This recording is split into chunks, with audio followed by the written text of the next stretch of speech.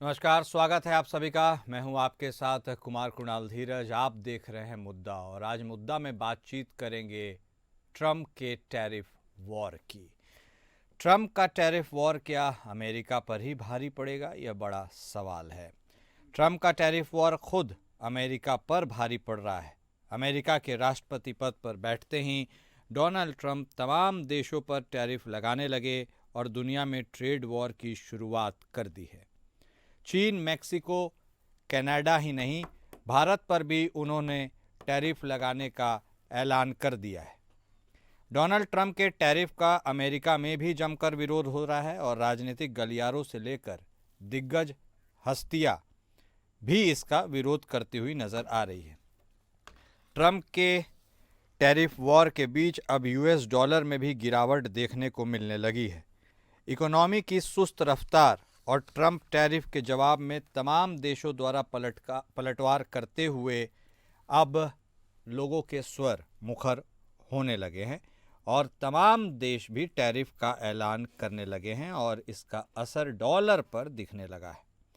Reports की माने तो टैरिफ वॉर से अमेरिकी ग्रोथ पर पड़ने वाले प्रभाव को लेकर देश के बाजारों की चिंता बढ़ी है और ये टैरिफ के कारण महंगाई बढ़ने के खतरे से जुड़ी हुई है। क्रूड ऑयल की कीमत में बड़ी गिरावट देखने को मिल रही है।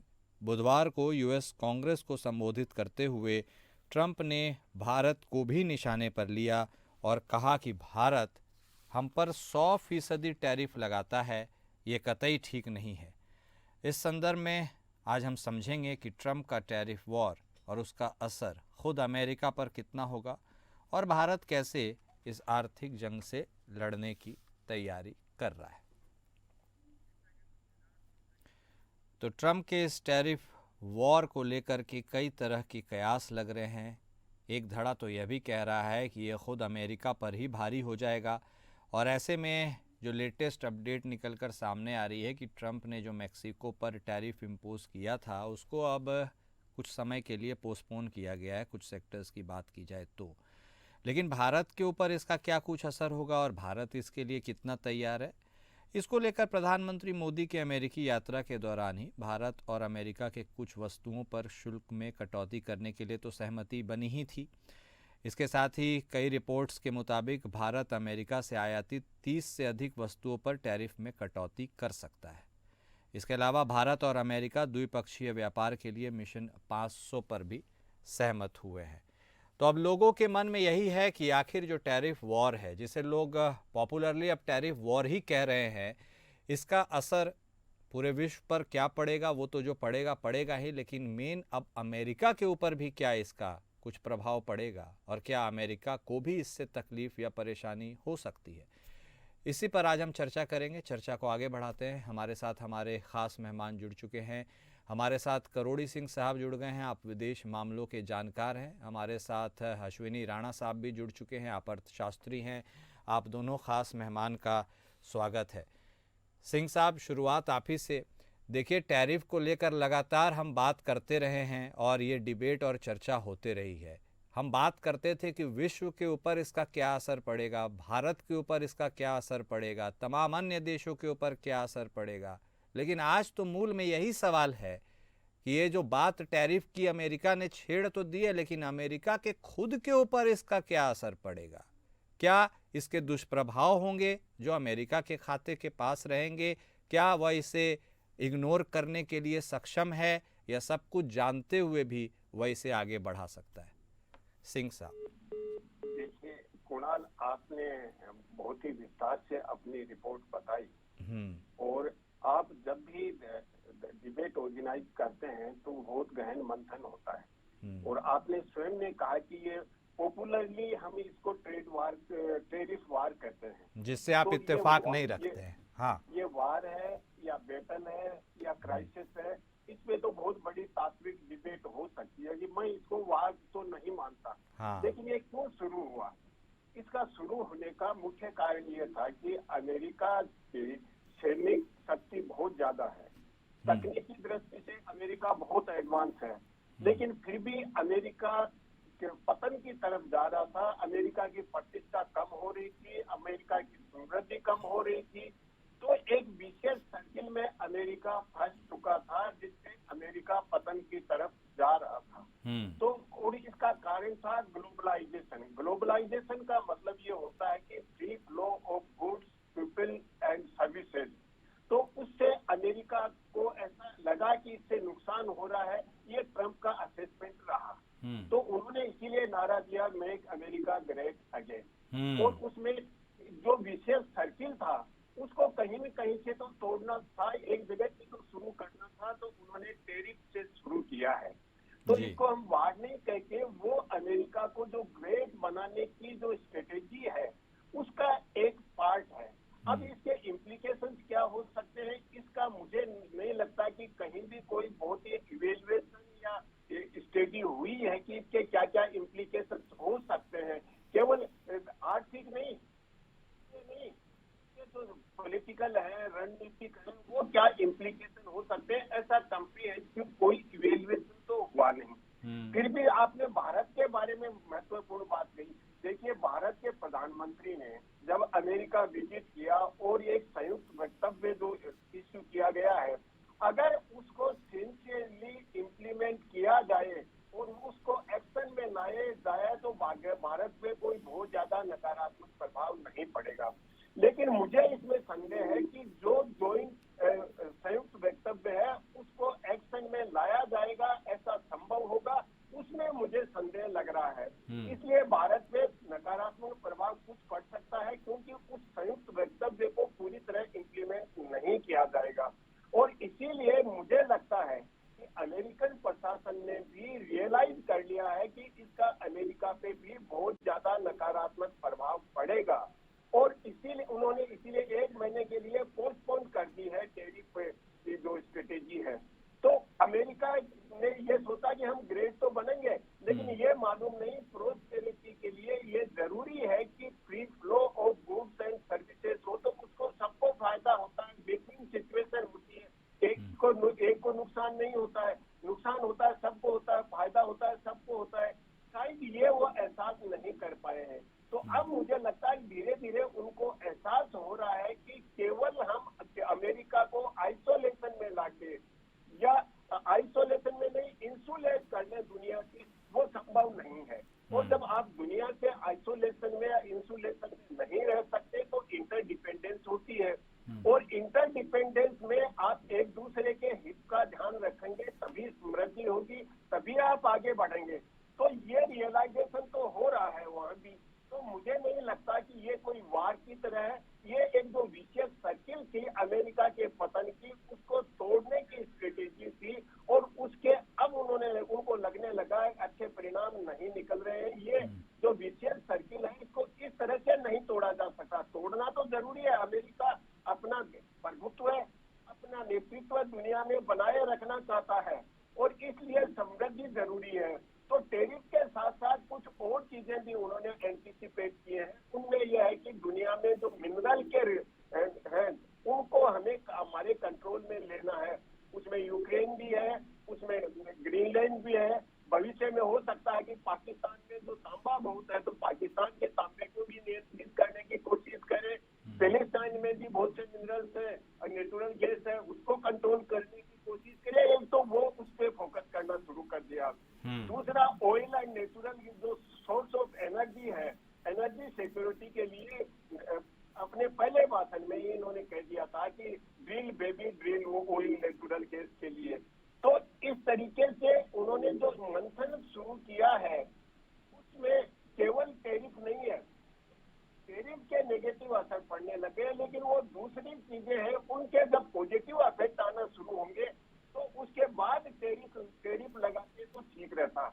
इन्होंने क्या किया कि शादी से पहले घोड़े खरीद लिए हैं। मेरे ख्याल से उनको अब एहसास हो रहा है। तो पहले तो दूसरी चीजें हैं अमेरिका के पतन का कारण है, उनको मजबूत करना जरूरी है, और उस पे भी वो फोकस कर रहे हैं। हो सकता है कि टैरिफ और पोस्टपोन कर दें। जी कुणाल जी। ठीक है, नहीं आपने बहुत विस्तार से बताया है, लेकिन ट्रंप साहब के रवैये की भी बात करेंगे और उसके ऊपर भी आप ही से फिर वो चर्चा करेंगे। लेकिन राणा साहब भी हमारे साथ बने हुए हैं। राणा साहब देखिए, वैश्विक स्तर की हम बात करते हैं, अमेरिका सुपर पावर है, अमेरिका जो करता है उसके पूरे विश्व के ऊपर असर पड़ता है। लेकिन आज हम खुद अमेरिका की ही बात कर रहे हैं। क्या यह करना जल्दबाजी होगी? क्योंकि इसके मध्य में कुछ पॉइंट्स हैं। अमेरिकी डॉलर में गिरावट हो रही है, क्रूड ऑयल के प्राइसेस में गिरावट हो रही है, टैरिफ वॉर से क्या अमेरिकी ग्रोथ पर प्रभाव पड़ेगा, शेयर मार्केट धड़ाम हो गया। ये सारे जो इंडिकेटर्स हैं, क्या ये इस ओर इशारा करते हैं कि ट्रंप साहब ने फैसला तो कर लिया, लेकिन फैसले के पीछे की पृष्ठभूमि और उसके बाद होने वाले रिपरकशंस को उन्होंने इग्नोर किया, या फिर हम ये असेस करने में जल्दबाजी कर रहे हैं? राणा साहब, जल्दबाजी वाली बात नहीं है, बिल्कुल आप जो कह रहे हो वो सही है कि उन्होंने जल्दबाजी उन्होंने ही की है। अच्छा। वो मतलब उनको लगता था कि भाई मैं कुछ भी ऐसा कर लूंगा। देखिए आज अमेरिका यूएस नहीं रह गया कि जो पहले एक उसकी जो ताकत थी। अब बाकी भी जो कंट्रीज हैं, आप ईयू को देख लीजिए या बाकी जो ब्रिक्स को देख लीजिए, ये जब सारी चीजें इकट्ठी होती है ना, तो ये अपने तरीके से भी बिजनेस करने के लिए 1-to-1 कंट्री के साथ सीधा समझौता करने के साथ, तो ये बाकी कंट्री भी कोई कम नहीं है यार। अगर ये सब इकट्ठे हो जाते हैं और यूएस अकेला पड़ जाता है तो वो क्या करेगा? तो इसलिए वो जो सोचते हैं वो ठीक है, वो सोचना चाहिए अपने देश के बारे में, लेकिन वो ये सोचें कि भाई जो आगे हमारी चलती रही वैसे ही चलेगी, तो ऐसा संभव नहीं होता। और ये जो इस तरह से जो व्यवहार किया जाता है ना, तो वो द्विपक्षीय समझौते में वो चीजें नहीं होती। द्विपक्षीय समझौते का मतलब यही होता है कि दोनों देशों के बीच में जो है सहमति हो। आप सहमति के बिना ही जो है कुछ भी आप थोपना चाहते हैं, जो चीज चली आ रही है उसके ऊपर, और वो उन्होंने करके देख लिया, उसका उल्टा उनको असर पड़ा है। और अब वो जो उनके एडवाइजर है वो उनको समझाएंगे, या तो क्योंकि वो अपना एक बिजनेस तरीके से सोचते हैं। एक बिजनेसमैन होना, एक जो एडमिनिस्ट्रेटर होना और एक जो कंट्री को हेड करना और बाकी लोगों के साथ वो सब करना, वो सारी चीजें अलग अलग होती हैं। तो इसलिए उनके एडवाइजर की वो अगर सलाह लेके चलेंगे तो अमेरिका के हित में भी होगा और बाकियों के हित में भी होगा, क्योंकि लोगों ने दूसरा बी प्लान के काम करना शुरू कर दिया। तो राणा साहब, लोगों के मन में यह भी सवाल निकल कर सामने आता है भाई कि अब अमेरिका ने यदि कुछ पहल की है तो क्या अमेरिका उस स्टेट में है, considering it a super power और बहुत प्रभावशाली देश, कि वो अपने ही बनाए हुए रास्तों पर या फैसलों पर वापस रोल बैक कर सके? क्या ऐसी कोई गुंजाइश है कि उन्होंने कह तो दिया, लेकिन यदि फिजिबल नहीं होगा तो उसे वापस कर लेना पड़ेगा और फिर तो वो मुंह की खाने वाली बात हो पाएगी? तो क्या अमेरिका उस चीज़ को सहन कर पाएगा? क्योंकि मैक्सिको, कनाडा, चाइना सब पे आपने टैरिफ लगा दिया, जवाब में उन लोगों ने भी आपके ऊपर टैरिफ लगा दिया। तो ऐसे में तो अब इसकी क्या अंजाम होने वाला है? नहीं, उसको रीथिंक यूएस को, अमेरिका को, राष्ट्रपति को करना ही पड़ेगा। और उसको फैसले को यू टर्न लेना कोई उनका पहली बार नहीं है कि उन्होंने पहले भी बहुत सारी चीजों के ऊपर यू टर्न लिया है। और जो एडमिनिस्ट्रेटिव उनके ऑर्डर्स होते हैं उसके ऊपर वहाँ विद इन यूएससी कोर्ट ने भी उनके ऊपर रोक लगाई है।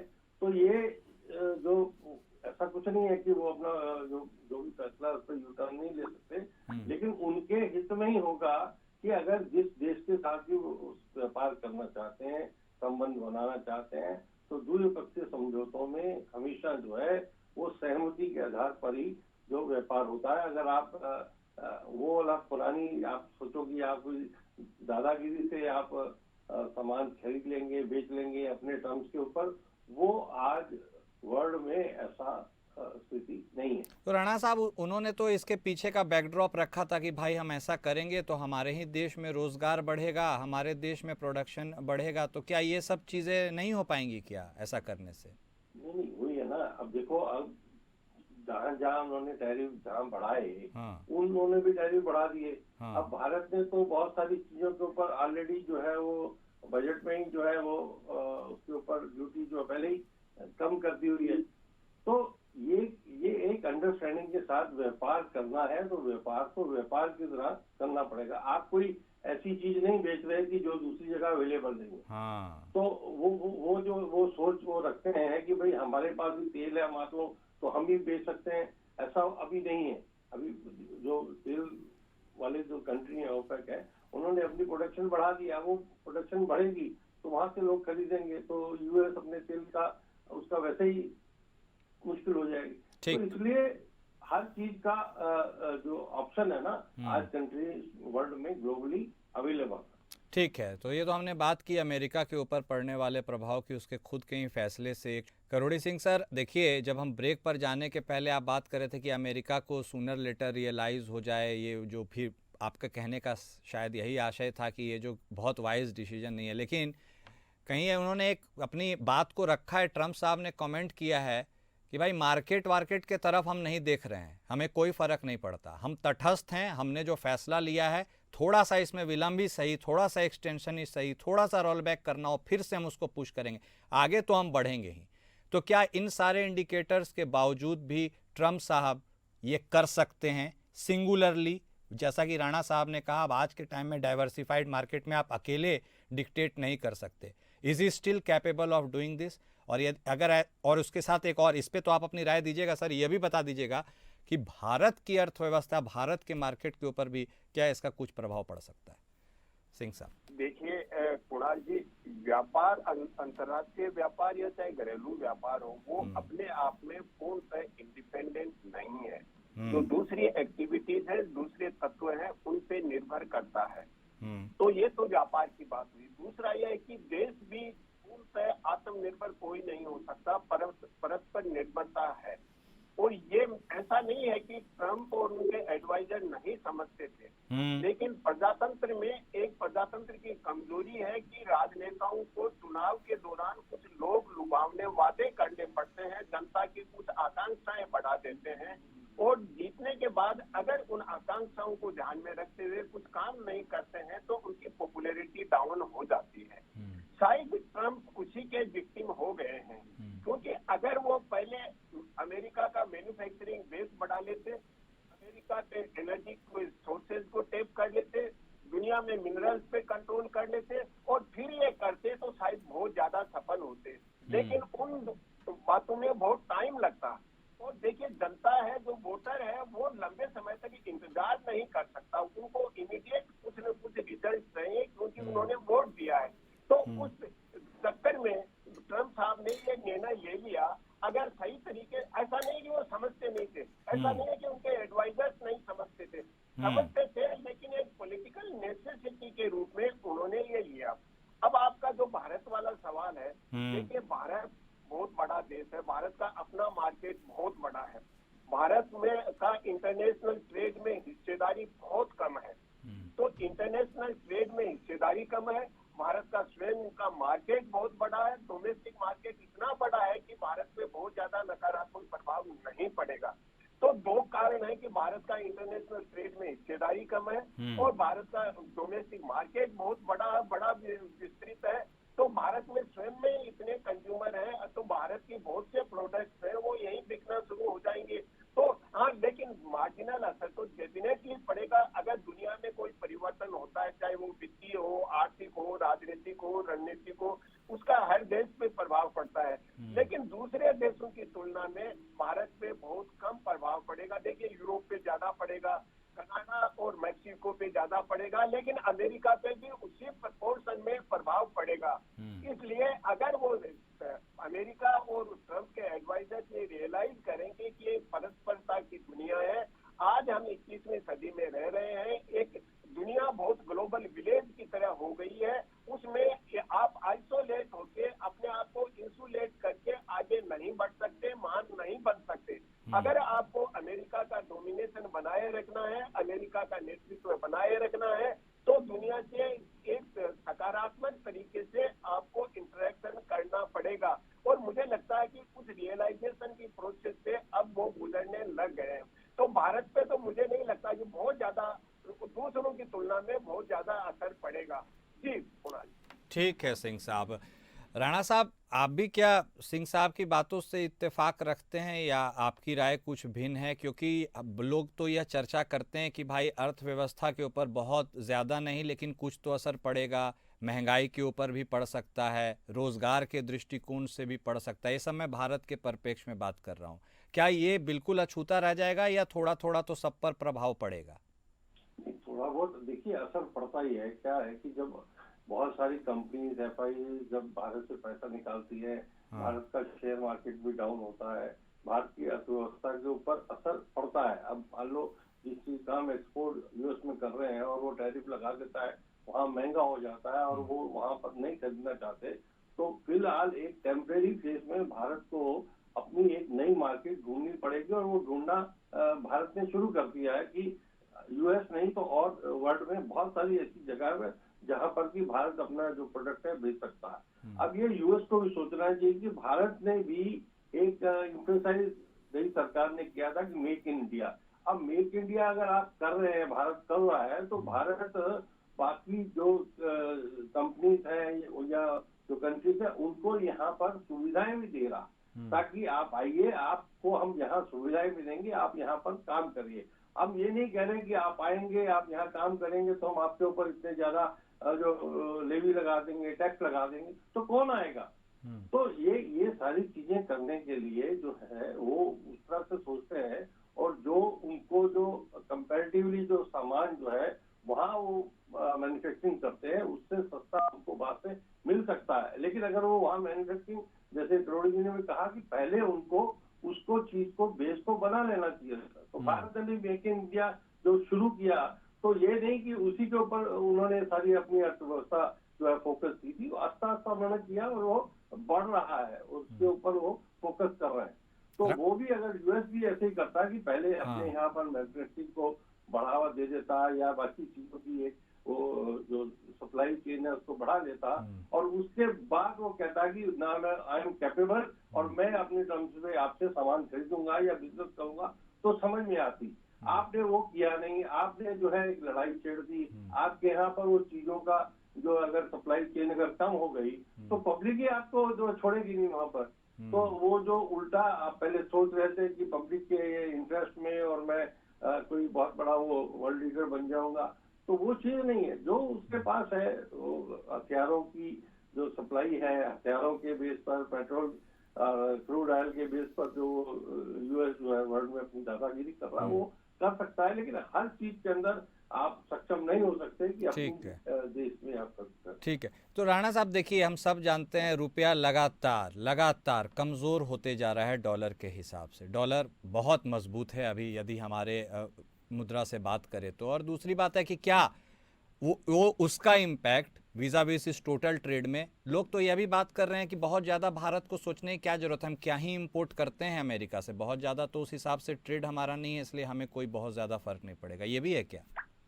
नहीं, बिल्कुल है ही है। मैं बता तो रहा हूँ ना कि भारत ने वहां से जो सामान मंगाते हैं और वो कहीं और से लेना शुरू करते हैं, तो कोई चीज अमेरिका ऐसी नहीं बना रहा कि वो कहीं वर्ल्ड में दूसरे कंट्री के पास अवेलेबल नहीं है। या भारत जो वहां बेच रहा है और वो उसके ऊपर टैरिफ लगाते हैं और महंगा करके उनको मंगवाते हैं, तो भारत के पास भी ऑप्शन है कि बहुत वर्ल्ड जो है अभी ओपन मार्केट है, जहाँ पर कि हम जो है अपने बारे में सोच सकते हैं और अपना प्रोडक्ट जो है अपनी मैन्युफैक्चरिंग जो है वहां पर डाइवर्ट कर सकते हैं। उसमें थोड़ा सा एक टाइम गैप जरूर आएगा कि भाई एक थोड़े से समय के लिए उथल पुथल होती है, लेकिन उसके बाद सारा कुछ जो स्टेबलाइज हो जाएगा।